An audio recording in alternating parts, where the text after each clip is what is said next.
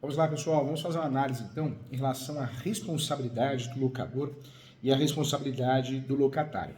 O que é importante saber? Uma perícia, né, o perito, quem é convidado pelo juíza, pelo Poder Judiciário, vai fazer essa análise, né? Vai fazer essa análise é necessária, é importante.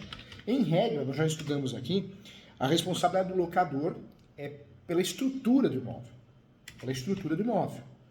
Essa é a responsabilidade do locador. Responsabilidade do locatário, inquilino, é a manutenção. Então, quando entendemos isso, fica mais fácil, né? Fica mais fácil de compreender de quem é a responsabilidade. O advogado, a advogada, o corretor, quem faz a administração dos seus próprios imóveis.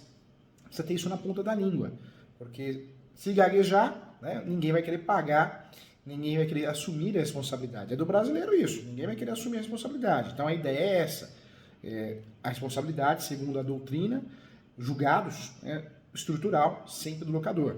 Quando eu falo de responsabilidade, manutenção por parte do inquilino, tá? Então fica mais fácil de entender. Vamos juntos aqui, ó.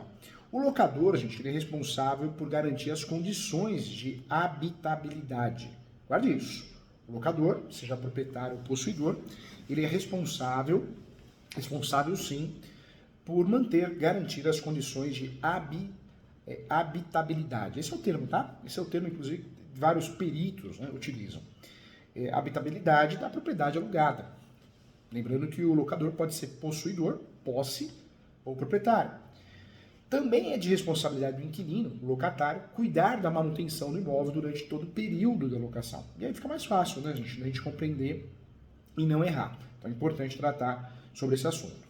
Uma locação bem sucedida se esclarece quando o locador e o locatário estão plenamente conscientes de seus deveres e responsabilidades no que diz respeito às reformas e manutenção do imóvel. Então é muito importante quem trabalha com locação que seja treinado, que treine em relação a essa situação. Porque é uma situação que vai aparecer o problema no dia a dia e você tem que ter firmeza para resolver.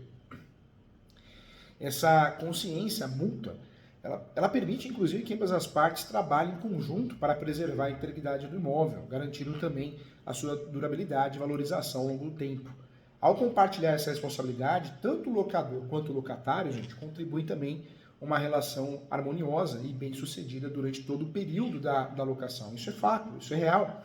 Eu costumo dizer nas aulas que a lei do inquilinato brasileira, a 8.245 de 91, alterada pela lei 12.112 de 2009, mais de forma específica, no artigo 23, são abordados, né, nos artigos as questões relacionadas aos reparos e à manutenção do imóvel, e o artigo, né, na verdade o artigo 23 da lei do inquilinato esclarece muito bem que é de responsabilidade do locador, proprietário ou possuidor, a manutenção em relação à parte estrutural, para não confundir estrutural locador.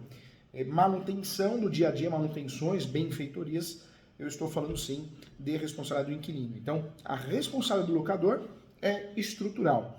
Do locatário, manutenção do dia a dia, manter o imóvel do jeito que recebeu, garantindo sim a sua adequação e a devida utilidade. E esse é o entendimento, inclusive, do Superior Tribunal de Justiça, que já decidiu em diversas situações, casos análogos, né? Então, fica evidente que é de responsabilidade do locador manter a forma e a estrutura do imóvel durante todo o período da locação. Isso inclui elementos como teto, parede, porta, piso, instalação elétrica, hidráulica, sanitária. Então, é de responsabilidade, não adianta fugir disso. O locador, ele é responsável por garantir as condições de habitação, né? A habitabilidade da propriedade alugada. Então, ponto que deve ser levado em consideração. Também é de responsabilidade do inquilino cuidar da manutenção do imóvel durante o período da locação. E importante, gente, anote isso também. Cabe a ele, né, o inquilino, realizar prontamente os reparos necessários dos danos causados no imóvel ou as suas instalações, seja por conta sua conduta, a própria conduta, falta de manutenção, falta de cuidado, ou dos seus dependentes, familiares, visitantes, funcionários designados também. É importante, o TJ de São Paulo, o Tribunal de Justiça de São Paulo, já julgou que essa obrigação reforça a importância do inquilino em zelar pelo estado e conservação do imóvel durante a sua ocupação. Então, um ponto importante. Agora eu trago para você também, se surgirem defeitos no imóvel durante o período de locação, devido ao mau uso ou falta de manutenção por parte do locatário, talvez uma calha que não foi limpa, uma sobrecarga de energia, muitos aparelhos domésticos, né? Então, ele será responsável pelo reparo desses danos. Ele, inquilino, locador, o locatário é responsável por danos causados por sua própria conduta inadequada no uso do imóvel. Então, também, isso já está pacificado na jurisprudência. Também, gente, trago a você que é necessário levar em consideração o desgaste natural, né, de um imóvel, que refere-se ao desgaste gradual e esperado que ocorra ao longo do tempo devido ao uso normal e o envelhecimento do material da propriedade, que inclui o desgaste de pisos, pinturas, instalações elétricas, hidráulicas, entre outros elementos. Nada é para sempre, né? O imóvel também não é para sempre, mesmo com manutenção. Então, é importante explicar para o nosso cliente, para que ele possa compreender, para que ele possa entender que o desgaste natural ele é diferente de causas ou desgastes causados por negligência ou mau uso, né? Desgaste natural é uma coisa, desgaste por negligência ou mau uso é outra. São responsabilidades, são sim de responsabilidade do locatário, a negligência, o mau uso, né, do locatário, porém, quando é um desgaste natural, não, é do locador. Então, também muito claro isso.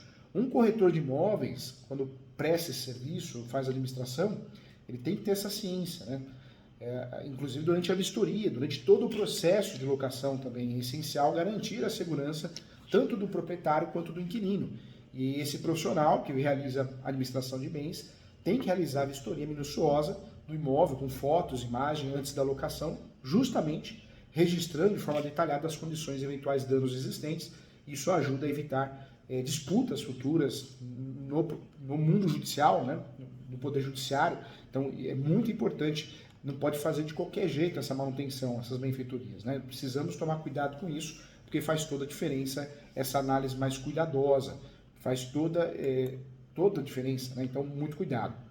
Uma pergunta que foi feita aqui é, professor Júlio, de quem é responsável pelo desgaste natural do imóvel na locação? Então não resta dúvida, né? Para quem mora de aluguel, o inquilino, ele tem que saber que o desgaste natural é do locador, é do proprietário ou possuidor, não do inquilino. Então, um ponto importante também. Quando nós falamos aqui do laudo de vistoria, ele tem que ser feito antes da locação e ao final da locação. O laudo de vistoria ele é feito, né, sem a presença do locatário, ele pode ser feito, isso é válido. O ideal é que esteja presente as duas partes, né, locador e locatário. Mas ele é válido sim, tem discussões em relação a isso, mas de fato ele é válido. A lei do inquilinato, a lei 8.245 de 91, determina que o imóvel alugado deve ser restituído pelo locatário ao fim da locação no estado originário, com exceção apenas de deteriorizações decorrentes do seu uso normal. Artigo 23, inciso 3. Então, o desgaste natural do tempo, isso acontece e não pode o locador exigir que seja reparado pelo inquilino, né? Isso não pode acontecer. Outro ponto também, que é um objeto de discussão, professor Júlio, o locador não concorda, né? Não concorda com a vistoria de saída do imóvel. Então, quando não chega a um consenso, o locador, o proprietário, o possuidor não concorda com a laudo de vistoria, com a imobiliária, com o corretor, nós temos uma situação, um imbróglio, né? Um imbróglio, porque isso, se não for resolvido de forma consensual, deverá ser resolvido no Poder Judiciário. Ação de perdas e danos, obrigação de fazer e até para uma perícia. A perícia, né, um profissional da área da construção vai analisar se é o desgaste natural, se é o desgaste antigo, se é desgaste estrutural, foi causado por uso normal do imóvel. E é isso que vai embasar a responsabilidade de um ou de outro, né? Então, também é importante conversar e entender isso. Então, também trago considerações importantes aqui. Outro ponto que é muito comum, objeto de dúvida, as benfeitorias realizadas, né? Nós temos espécies de benfeitorias e essas benfeitorias na locação, precisamos tomar cuidado. Vamos lá, vamos estudar juntos isso aqui. Segundo a lei brasileira, nós temos as benfeitorias e elas são estudadas não só na relação locatícia, mas em diversas situações. Então, vamos lá. Benfeitoria, gente, é toda obra realizada em um imóvel com o propósito de melhorar a sua estrutura, promover a conservação e torná-lo mais bonito, confortável, funcional. Contudo, existem explicações legais para tornar possível a sua realização. Segundo a lei, anota aí, presta atenção, acorda aqui. As benfeitorias no imóvel alugado são classificadas em pelo menos 3 tipos, tá? Eu trago para você alugado ou comprado, né? Vamos classificar primeiro, então, benfeitorias necessárias. As benfeitorias necessárias, gente, são aquelas realizadas para garantir a conservação do imóvel e evitar a sua deteriorização. Por isso são consideradas despesas de manutenção absolutamente essenciais. Vou trazer um exemplo, né? O caso de reparos em telhados, conserto de sistema hidráulico para combater infiltrações, substituição de instalações elétricas, entre outros serviços fundamentais para manter o espaço seguro e funcional. As benfeitorias úteis, a segunda classificação que nós temos, tratam-se de obras que possuem utilidade para o imóvel, mas que não são necessárias para a habitação, ou seja, mesmo sem elas, o imóvel serve para a moradia, como, por exemplo, a colocação de um box no banheiro, grades, né, de proteção ou de piso. Portanto, apesar delas se incorporarem ao imóvel, você precisa de autorização do proprietário para fazê-las e, nesse caso, se autorizadas, elas podem ser indenizáveis pelo locador, sim, tá bom? E existe a terceira classificação de benfeitorias, são as benfeitorias voluptuosas, né, ou voluptuárias, tanto faz, para as melhorias. Elas visam a melhoria, visam deixar o imóvel mais agradável para o seu uso, ou seja, com o intuito de embelezá-lo, no embelezamento, e por conta disso o proprietário pode ou não autorizá-las, dependendo do que for, porém elas não são indenizáveis. Exemplo disso, benfeitorias que podem ser realizadas, mencionadas como a instalação de uma piscina, uma pintura perolizada ou até mesmo uma simples instalação de lustras, tá? Então, para você entender e não fazer confusão. Então, nós estamos falando aqui das benfeitorias, ok?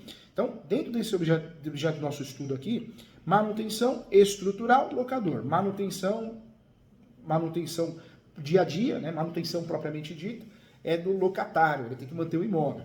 As benfeitorias são divididas em 3, isso vai ser levantado, vai ser estudado também, diante da importância para que a gente possa, o judiciário possa entender de quem que é a responsabilidade, se é de um ou de outro, né? Mas é importante saber.